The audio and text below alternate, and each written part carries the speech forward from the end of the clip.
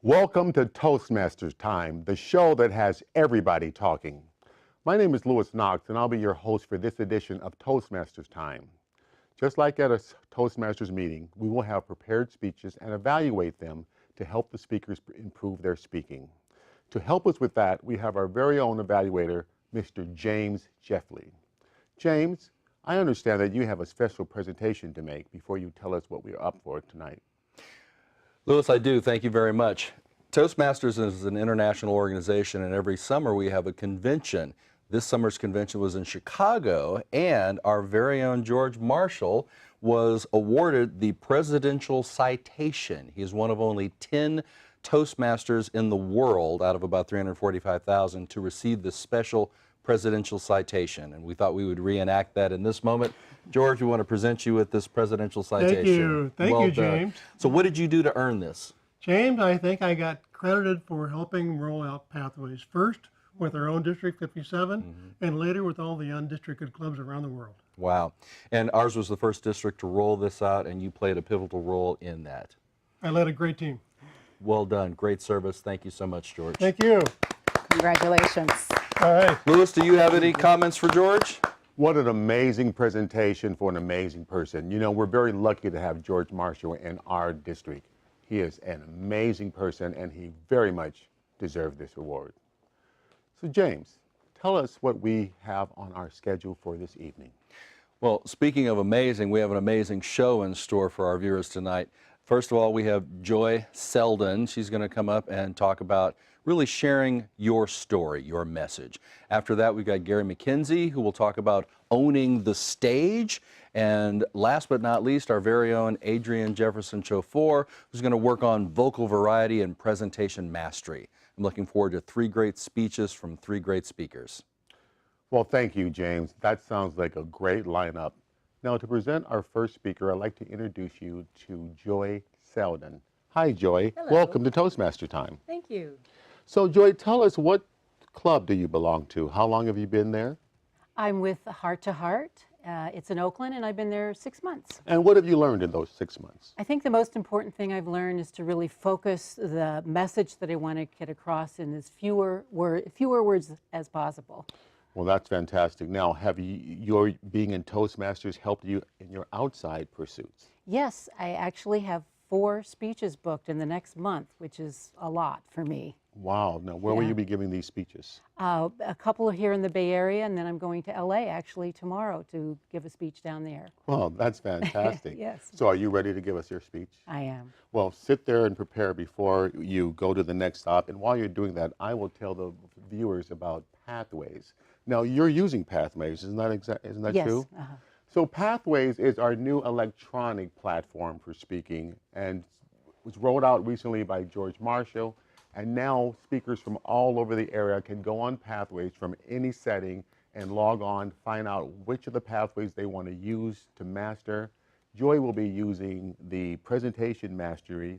Her goals for this speech will be to learn about different communication styles, to identify her primary style, and to use any style in her speech.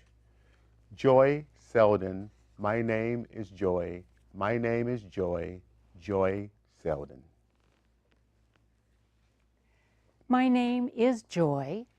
I like it now, but growing up, I hated my name. It made me feel like a fraud because I was so unhappy. My mother was always telling me, "Oh, you're so beautiful, perfect, and special," but she didn't treat me that way. I was always disappointing her. My dad was not a bad guy, but he was emotionally absent. I grew up feeling lonely and believing that there was something fundamentally wrong with me.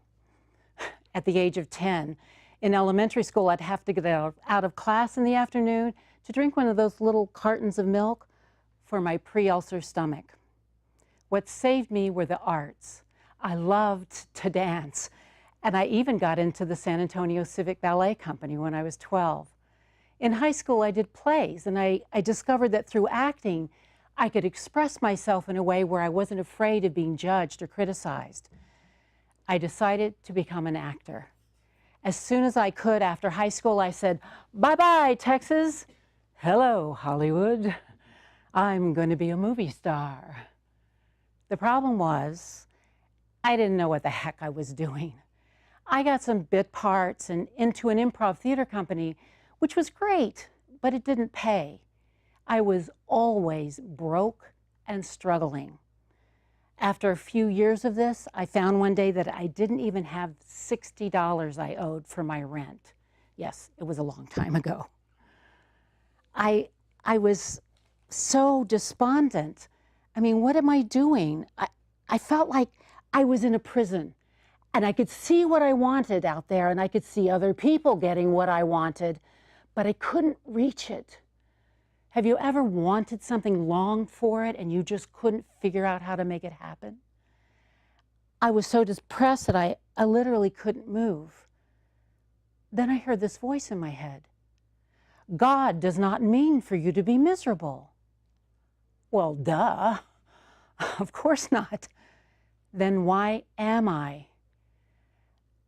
A fire lit in me that day, and I wanted to know, what is the truth about life? Why am I here? If I'm not meant to be miserable, what am I meant to be? I became a seeker. And in my search, I discovered that I did not have to be a victim of my circumstances. I began to face my greatest fears, to tell myself the truth, no matter how difficult it was. And I discovered that the more that I felt the full range of my emotions, the freer I felt, and the more confident I became. My life changed. One thing that did elude me for quite a long time was a romantic relationship. I just kept plugging away, though, and working on myself, and eventually I met the love of my life. We got married. 4 months after we married, the phone rings. It's my doctor. I'd had this little minor surgery, a fatty tumor removed, and she says, "Miss Seldon, it's malignant melanoma." Oh my God. First thought, this can't be happening to me now. Second thought, I am not going to die from this. I began to work with a holistic doctor on my physical body, but I knew I had to look at my emotional body and to delve into whatever that emotion was that was creating this cancer. I'd done a ton of work on my relationship with my mother, so I was really surprised to uncover a deep well of anger at my father for not protecting me. I processed through that, and as you can see, I'm still here. I learned 2 really important lessons in my quest for the truth. One is that the only truth that you can really count on is the moment-to-moment truth of how you feel about what's happening to you. And the other is that by paying attention to your emotions, you have choice. You do not have to be a victim of your circumstances. So many of the problems that are personal and world problems are because there's misunderstanding and mismanagement of emotions. So I say to you, don't be afraid to feel. And don't judge yourself for emotions that you've been told are negative. They have very important information for you. One of the big surprises was what I learned about joy. I discovered that joy is not the absence of other emotions. Joy is the emotion of connection. The more I felt the full range of my emotions, the more I was connected to myself, the more I understood myself. And as I learned to express and to act appropriately on these feelings, I became more connected to other people. And so I experienced even more joy in my life. I discovered that owning my emotions and feeling them not only changed my life. It saved my life. So now, when I say my name is Joy, I think, lucky me. Thank you.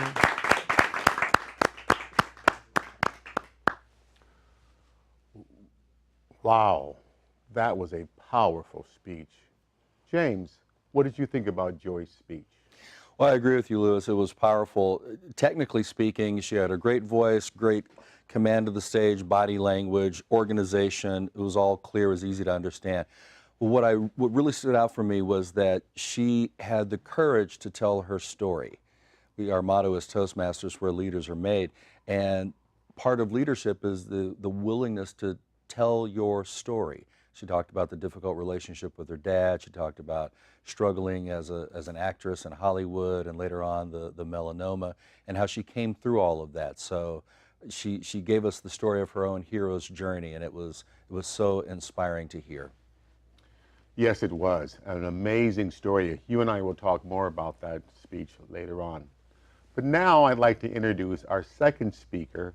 That is Gary L. McKinsey. Hello, Gary. Hello. Welcome to Toastmaster Time. Thank you so much. Delighted to be here. Well, tell us about what club you're with, how long have you been with that club, and what you've learned. I'm with Heart to Heart Toastbreakers, Toastmasters, which is in Oakland, California. Been there about 6 months. Now, Gary, when does your club Heart to Heart meet? We meet once a month. We meet on the first Sunday of the month. And what have you learned so far in your 6 months there? By 6 months, I really learned a lot about how to use the stage, how to move, how to use the stage to connect with the audience. And has it helped you in any other aspect of your life? It really has. It helped me as I'm talking with other individuals outside of Toastmasters to connect with them, make a better impression. It's helped greatly. Fantastic. Now, you ready to give your speech? I am ready. Fantastic. Well, why don't you take a few minutes to set up, and while you're doing so, I will tell our viewers about Toastmasters International. Okay.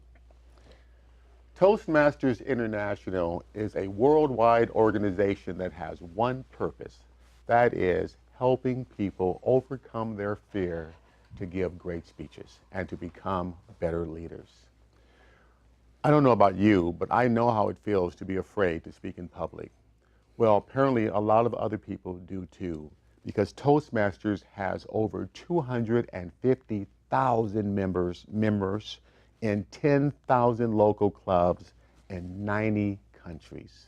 Toastmasters International is an organization that will not only help you become a better speaker, but it will help you become a better leader. Now, Gary's objectives for the evening are the following. He will deliver a speech with awareness of his body, practice how to refine how to use nonverbal communications, and he will show us organization speech to give us the teachings and purpose. Gary L. McKinsey, Mastering the Stage to Connect with Your Audience. Mastering the Stage to Connect with Your Audience, Gary L. McKinsey. Have you wondered, how can I use the stage to connect with my audience? Well, the next 6 minutes, we'll go over proven tools and techniques that you can use to master the stage and to connect with your audience. Now, when you first begin any speech, the first thing you want to do is make a powerful opening statement. And the way you do that is you step forward to the very edge of the stage. This is called the power position. Pause, plant your feet, take a deep breath. Look at the individuals in the very back of the room, and then leap into your presentation. Why do you do this? 1, it adds credibility to you because of your stance. 2, it breaks their preoccupation. Now, after you've opened your speech, after that you move into your story. And when you move into your story, you want to be able to use the stage as a timeline. Now, when you want to go back in time, you as a presenter, a speaker, you're going to move to your right. That's to your audience's left. When you want to go forward in time, you're going to move to your left. which is to your audience's right. So that's the way you use the stage as a timeline. And allow me to demonstrate this by how to use the stage as a timeline and to anchor your stories by part of my signature speech. Come back in time with me. It was a cold February afternoon. I just stepped out of my freshman history class and I was, so unhappy. I was unhappy with me because I was shy. I had no confidence at all. I heard this voice directing me to go across town. I thought, why? Go across town to the bookstore. Okay, so I drove across town to the bookstore, stepped into that bookstore, and it was tiny. It smelled like books. I could hear the people talking. Why am I here?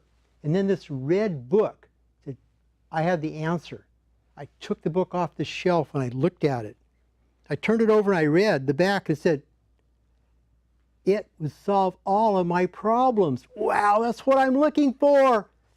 Oh, but wait a minute. I put it back on the shelf. I turned to walk away. And I heard this voice again said, Gary, you're going to let that book stay on the shelf? It has the answer to your problems? No. I took it off, went home, read that book. Wow, it changed my life. 4 words in that book changed my life. I thought about that many years later, May 2014, as I stood at the edge of the stage, ready to be introduced as the president of the National Speakers Association of Northern California. At that time, I thought, what would have happened had I left that book on the shelf?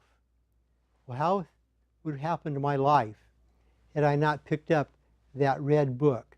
Had I not read those 4 words that changed my life? Now, here's I told a snippet of my story. Please notice, I used the stage. I took you back in time to when I was in college. Then I moved to another portion of the stage and anchored my story about the bookstore. Then, another section of the stage, I anchored my story about being at home reading the book. And then finally, on stage, waiting to be introduced as the president of the National Speakers Association of Northern California. Now, when I did this, I used these various areas of the stage, and in the process of my presentation, I would never go back and reuse those areas unless I went back purposefully. As you notice, I went back to the bookstore and commented right here about that experience. That set the stage, that helped the audience connect with me both psychologically and subconsciously, that presentation.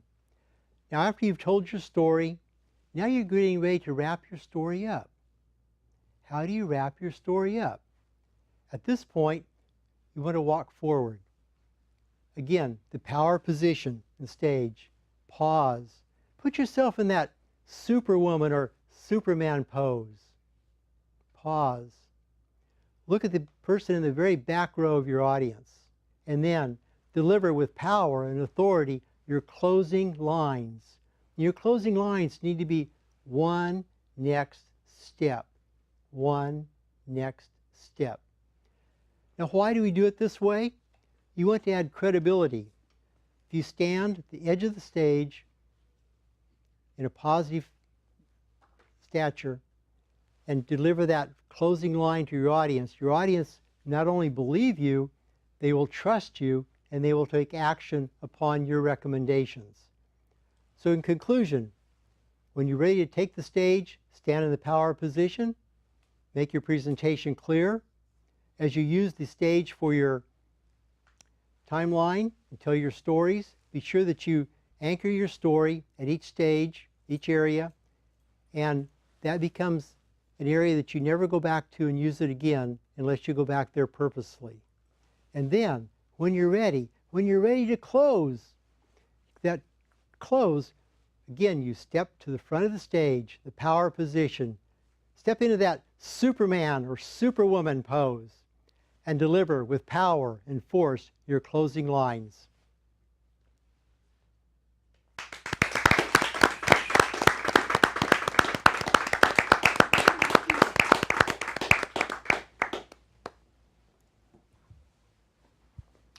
What a powerful, instructive speech. James, what did you think about Gary's speech? Well, Louis, let me step into the power position here at the edge of the stage. I thought it was wonderful. Very practical, lots of great tips about body language and how to position yourself.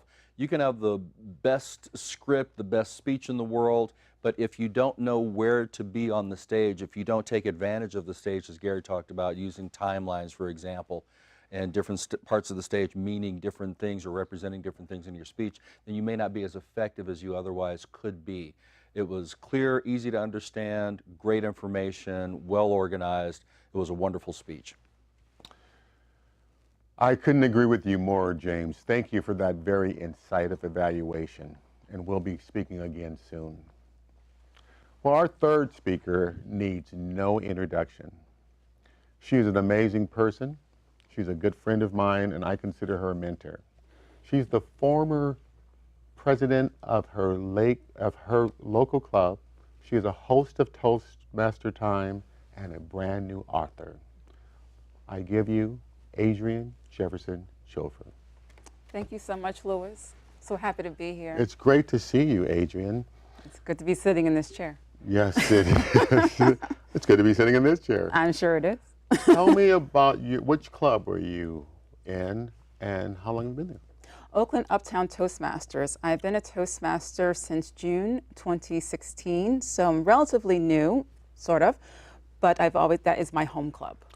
So I happen to know that you have many irons in the fire. Tell us about some of the things that you're involved in right now. As you mentioned, brand new author. Also, I'm happy to say I am the proud area director for Area 3, where legacy meets excellence. That's right. You can claim me. That's right. I'm claiming yeah, you. so I'm very happy and proud and honored to be a new area director in District 57. Well, many people have seen you in this chair. Yeah. I don't know how many people have seen you give a fantastic speech like I have. Are you ready to give your speech? I am. Okay, well, why don't you prepare for that speech, and while you're doing so, I will remind folks again about the great value they can get out of Toastmasters International. Sounds good. Again, I want to talk about Toastmasters International, an organization that stands ready to help you become not only a better speaker, but a better leader. At Toastmasters International, you will be challenged, you will be in a group of very supportive people, and you will find your way to becoming the speaker and the leader you've always wanted to be, just like Adrian has. Now, Adrian's objectives for the evening are, she's going to present a speech on any topic and style. She's going to receive feedback from James on how to apply that feedback for a future speech. And she's going to talk about the beauty and the power of wildflowers in overcoming challenges in the face of insurmountable odds. Adrian Jefferson Chofor, Wildflowers. Wildflowers, Adrian Jefferson Chofor. Do you like receiving flowers? Many people love flowers. They just can't wait to get them, if not picking them themselves, but actually receiving them. People just love to even smell the fragrance of flowers. How about you? What did you say? These are not flowers? Well, what would you consider them? Do you know that some people consider these to be weeds? What do we do with weeds? They're always discarded as if they're nothing, with no value. Can you relate to those feelings? I remember growing up, I used to feel unloved, unwanted, deep feelings of insecurity and inadequacy from years of childhood abuse. It wasn't until I got out of my parents' home that I felt this liberation. I am free of that. I can break free. But I found myself in an even worse situation I ended up homeless. I thought, what could be worse? I think it was true, all the things I had been told about being worthless, not adding up, not fitting in. I felt like this weed on this perfectly manicured lawn called life. What was my purpose? Why am I here? Should I be discarded too? It took time for me to see that no, there's something that you should be doing. But what was that? In my search for answers, instead of always feeling bad about myself, I wanted to develop myself and feel better. And part of that meant looking around the world around me to see, what could that be? One of my observations brought me to flowers. You see, I realized that what people might consider to be a weed could actually be something beautiful, like a wildflower. A wildflower? What is that? The difference between a wildflower and another flower is that wildflowers grow and thrive without human intervention. And I resonated with that because the person that was going to provide nourishment for me or nurturing me did not. And I felt like I didn't get the emotional and psychological needs, and so therefore I didn't really have the human intervention, but yet I had to still grow. I related to that. Wildflowers are fascinating. Not only are they beautiful, vibrant in color, different shapes, sizes, regal in their splendor, but they can grow almost anywhere. Look at a hillside or even the side of a road. You may find wildflowers growing there. And can you imagine conditions they're growing in? Maybe not ideal, but yet not only do they grow, but they thrive. Wildflowers can actually break through concrete and blossom. And that helped me to see that whatever concrete situations that I thought I couldn't face, I too could rise above and I could blossom too. So next time you see a wildflower, think about its beauty, power, strength, and resilience. Take time to admire the fact that it can grow in blustering cold, withering heat, and still be beautiful. And for you, my fellow wildflowers, if you've ever felt unloved and unwanted, and if you're feeling that way now, please listen to what I have to say. You too are vibrant, you are strong, and you are resilient. The color and joy that you bring to this world is needed in this dark world. Continue to not only survive, but thrive. You are not a weed. You are a wild flower.